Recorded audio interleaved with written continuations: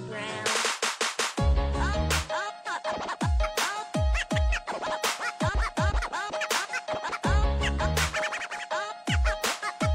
Come on, Charlie Brown.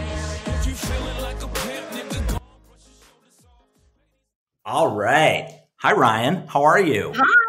Good. How are you? Aren't we supposed to say, oh, hello?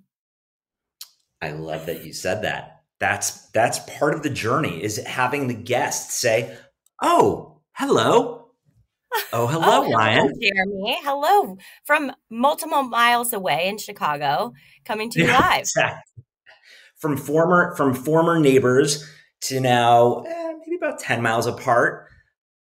Coming at you live. Hello to our OhHello listeners and those that are watching the video after this is recorded. It's nice to see your face. It's nice to see your beautifully decorated both office and attic, as you just gave me a tour right before we started. Ryan, who are you? Why are you here? Yes. Hello. First and foremost, I'm a Jeremy Bloom fan, maybe a stan, as the kids say today. But no, yes. So Ryanne Laredo, I founded an organization called AdTechCares, long-term ad tech veteran, currently Nielsen's SVP of Global Customer Success.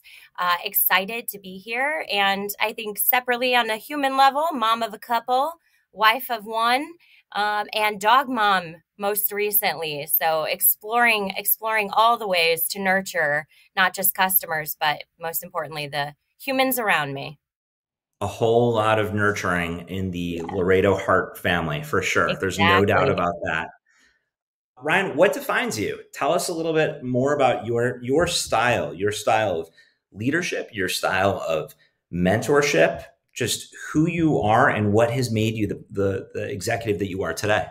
Yeah, so I learned early on, I love innovation. And what I mean is not just, certainly don't code, or at least, I once did a mouse through a trap, but really helping translate problems into what could be, not just what can we do now, but what does the future look like?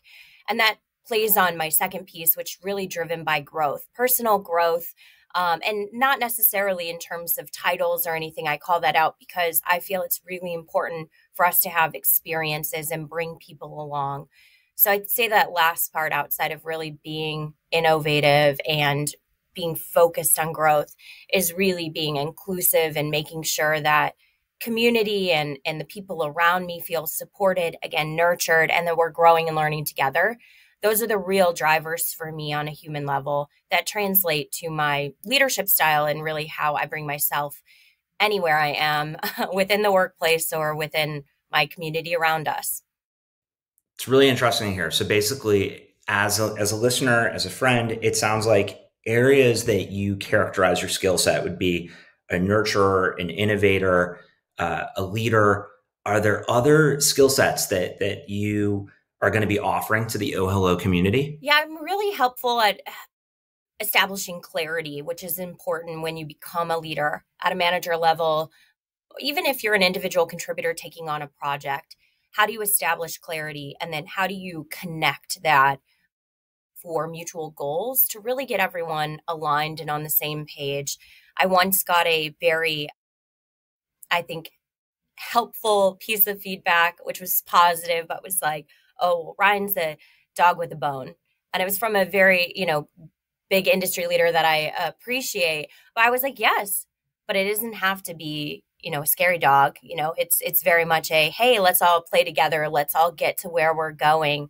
If you've seen the movie Homeward Bound, I think it's like a collection of Shadow with the wisdom, Sassy with the stubbornness, and, the chance with the playfulness along the way. I honestly think those all are really important.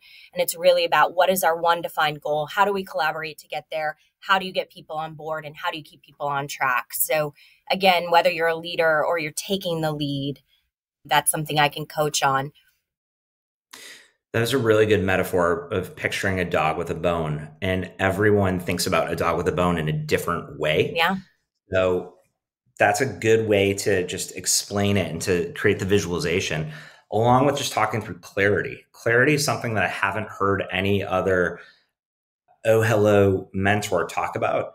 With that said, if you were looking back at your career, just thinking through, all right, what would 22-year-old, what would 25-year-old Ryan, what would you tell yourself? What would you tell the up and comers? What would you tell your peers who are in similar roles, friends, people within marketing, advertising, tech, design, SaaS, just any form of creative analytical business of what they can do and what you've learned over the past 15 years or so within your career? Yeah.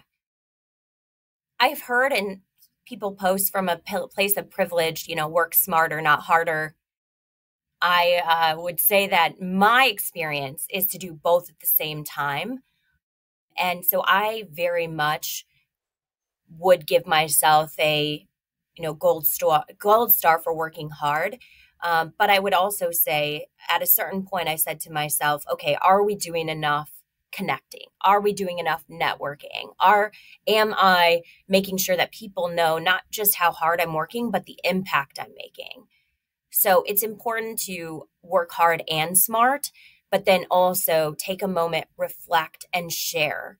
And it wasn't something that I was super comfortable with, which is like telling how great of a job I was doing. Luckily, people around me could see it, and there were people who were advocates for me. But I do believe it's important for you to take a moment, reflect, and say, I'm working this hard for what? Is it aligned? What are my outputs? And do the people around me understand that value? And I'm the person that will always work super hard because I'm like, people are paying me money and I'm making an impact. I have responsibility of humans usually because I'm managing large teams. So I'm going to show up, I'm going to work hard, and I'm going to set that example so that they'll follow. You had mentioned impact, and that's a big, powerful term. Who are some people, whether they're dead, whether they're alive, who are some people that have had a profound impact on you as a person, as a mom, as an executive, as someone within the OhHello community? Yeah, so I think my parents always set an insane example for me. And I guess I knew it then, but I didn't. I definitely valued it. So maybe I was a little bit different. But everyone was always working hard around me. Everyone. Like my dad, was working overtime. My mom went back to school to become an educator, and then she kept her education going. So for me, I'm very grateful for both of them to show just like you show up, you live on this earth, you put in your dues, and then hopefully some good things happen. So I never had, I deserved anything.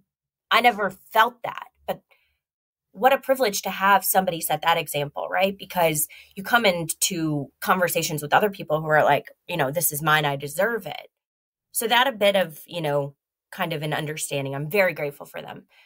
Next, I guess, early on, there were people, specifically women that I looked up to that I didn't necessarily have a connection with, but that were, leaders at the companies I was at. Ones at Okta now where I was like, wow, you don't have to do everything where you're trying to emulate being a different gender. You can actually maybe be a bit more empathetic, which unfortunately at that time, my experience was that the, other gender was not necessarily, as empathetic, even no matter how great those humans were, that wasn't a skill that they were focused on. So I started to see, this empathy come through. And also, at the same time, the responsibility that certain, specifically in this instance, female leaders had. They had the responsibility of so much human weight and emotion, even from not their own teams. And I was like, wow, that's a lot, but I could do it. So I felt that was a responsibility, follow in that path. And then I think if I could, reflect for longer, maybe on a next podcast, I could tell you what I read and what I, specifically people and humans. But I read books and watch movies and read magazines. I just consume a lot of content and media. And I can be watching Emily in Paris and get inspired. I can be reading, Sapiens and be like, oh, I understand better. I can be talking with a Great book. coworker in Scandinavia, and be like, I never thought of that. Why are we doing this way? But what comes down to it is I am, again, very grateful for my parents because I never am like, this is the way it should be. This is the way we have been doing it, and it can always change. Well said. Well So said. being open And to those things is important. love to have you come back for another pod to talk through the glass ceiling of what you and I were talking about before we started, for sure, as that's incredibly important. And let me state that I did share that with you, Jeremy. You know, I have a brilliant network of people that I've connected to early on in an organization called Chief. And it is, you know, that organization talks about breaking the glass ceiling. And I love that. And that's a huge responsibility. And a lot of people have worked very hard in all facets of life to move certain populations forward to get them in a better place. But we are not done. And the glass is a mess. So I feel it's very important to go back and clean it up. Not just, you know, continue on your journey that someone else maybe made a little bit easier for you, but to go back and say, wow, that's a mess. I don't want you to step on that. And I told you, like, let's build some escalators, make it easier so you're not so worn out when you get there that you collapse and fall off. Lots of cuts and bruises and broken glass everywhere, and the glass ceiling needs to be shattered more and more. It's still there, and there's going to be a lot of, it's messy and it needs to be broken. So with that said, part of the beauty of OhHello is the opportunity to give back. Something that's very near and dear to both of us is being able to give back to different communities, give back to different organizations. OhHello, at least within America, we are integrated within 40 plus different charities across the globe. It's several hundred. Within the US, you're going to be able to donate to a different charity. I give you a list of those charities beforehand. What's a charity near and dear to Ryanne's heart? So I am currently working with my organization, with an organization called Project Drawdown, which is really focused on climate solutions.